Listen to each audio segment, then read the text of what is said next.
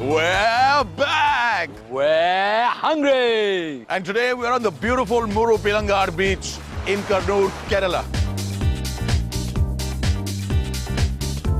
As far as we know, this is the only drive-in beach. Yes, you heard right, the drive-in beach in the country. But if you know of any others, write into us at yummy@ndtvgoodtimes.com and we'll take our little moped down and do some riding. Yes, because we're always willing to drive. Correct. Now here's the interesting part about this beach. It's a beautiful long stretch, almost completely flat. The sand is hard, and so lots of cars and motorcycles are having great fun riding all across it. But just be careful and be a little responsible if you decide to do that over here in Kannur, because there are also people around doing a whole bunch of stuff, including jumping in the waves and, believe it or not, catching dinner. There's a whole bunch of ladies at the back who are digging up clams that have been left behind when the tide pulled out. And that's an easy meal to catch. You know for sure that's not going to run away from you. Absolutely. Just like taking candy from a baby, which we've done a few times, I'm not ashamed to say. But here's the other beautiful thing. This beach is dotted with all kinds of fish. Some that have been washed up on shore, probably as a result of fishing, or they're dead. But a lot others that are still alive, like this one. The starfish. Take a look at that. That is what a starfish on a beach looks like. You take it out, wash it up, and you're ready to go. And here's the interesting part. If you cut off one of the legs of a starfish and you throw it back, it'll grow another leg. But here's the incredible part. The leg that you've broken off will grow another starfish. How cool is that? The solution to the world's hunger problems, at least for those people that want to eat meat or seafood, you got to find a giant starfish, you stick it in your house, and every day for breakfast, lunch, and dinner, you just break off a leg. And you get more starfish and more starfish. How cool. It doesn't happen in a day. It takes a lot longer than that. But it'd be so cool if I could do that. I would break off all my fingers and throw them over here. And by tomorrow, you would have 11 Rockies on the show with you all around you. God, I knew you were sensible. Basically, what he's trying to say is there's a difference between stars and starfish. Whatever little, albeit. Except the smell. Stars, starfish, they all smell the same.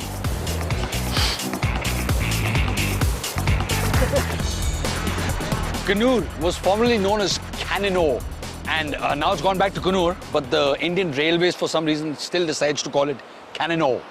No respect for the people of Kannur.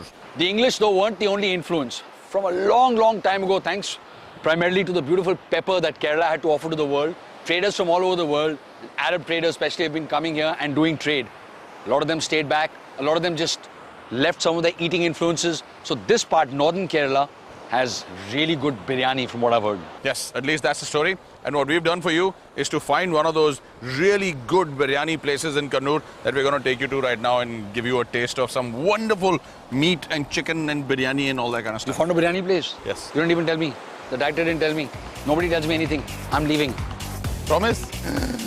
If you're lucky, tomorrow 11 of me will be back to do this show with you. And I will have finally what Ravan never had. A center head with 5 on each side. Oh, it's raining starfish.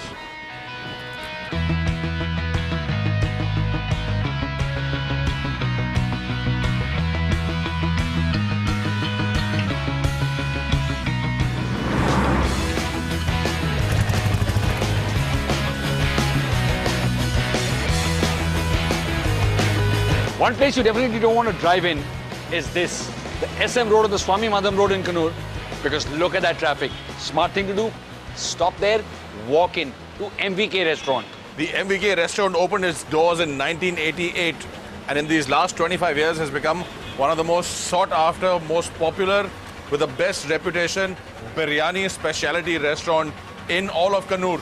And that's what we're here to find out today. What is that biryani all about? Where does it come from? Come as we answer the age-old question, why did the food anchor cross the road? All right, I'm not crossing that road, sorry.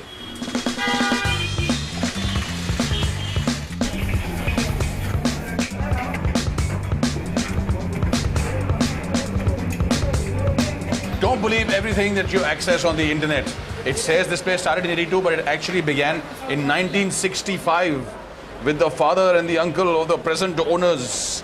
And they developed this mighty biryani that people come here from miles around to eat, like I'm about to do right now.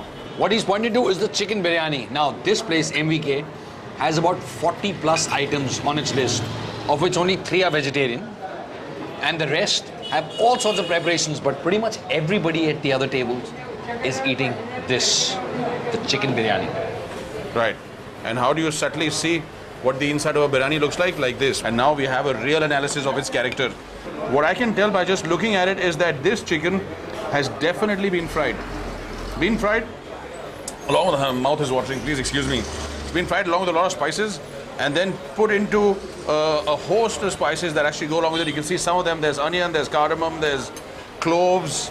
I can smell some cinnamon. There's subtle masalas all around. And then the rice is put in and then it's been cooked in dum to produce this wonderfully dry, colorless sort of white rice biryani on top. And down below where the real flavor is the rich masala and it's a little soggy at the bottom.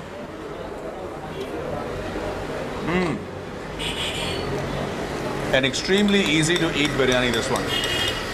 I'm just grateful to have vegetarian biryani. I mean, this close. A lot of places that specialize in biryani will scoff at you if you go and ask them for vegetarian biryani. And this biryani is very, very nice.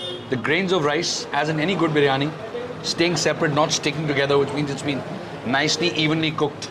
But what's really nice about this place is the fact that the kitchen and the eating area are spotless. They're clean. There's a lot of light. You can see what you're eating. It smells really nice. And that always makes a huge difference, no matter how good the food is. This is a very special thing. It's one of only 3 vegetarian items, and this is the veg kuruma. And here, what is the veg kuruma?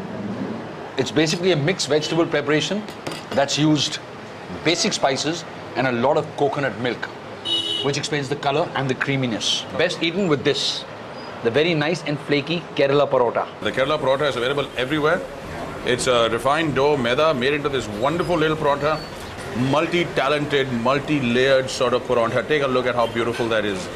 The sea fish is a popular fish all around Kerala, and that is a sea fish masala. It is hugely spiced, a lot of tamarind, it's sour, it's spicy, the fish is fresh. A good thing to have if you're over here. I like that. Please. Now you see her, now you don't.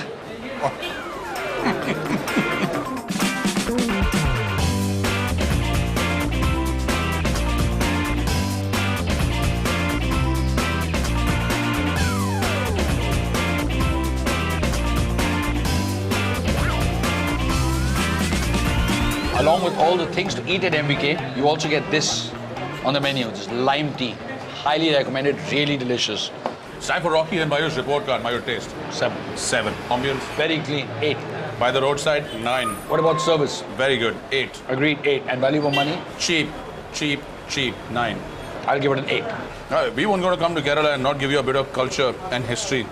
Come on, Mayuri, let's eat quickly, and I will give you details of Kerala's culture and the great history that precedes this. You're not going to take me to a museum or any one of those places, are you? It's a surprise.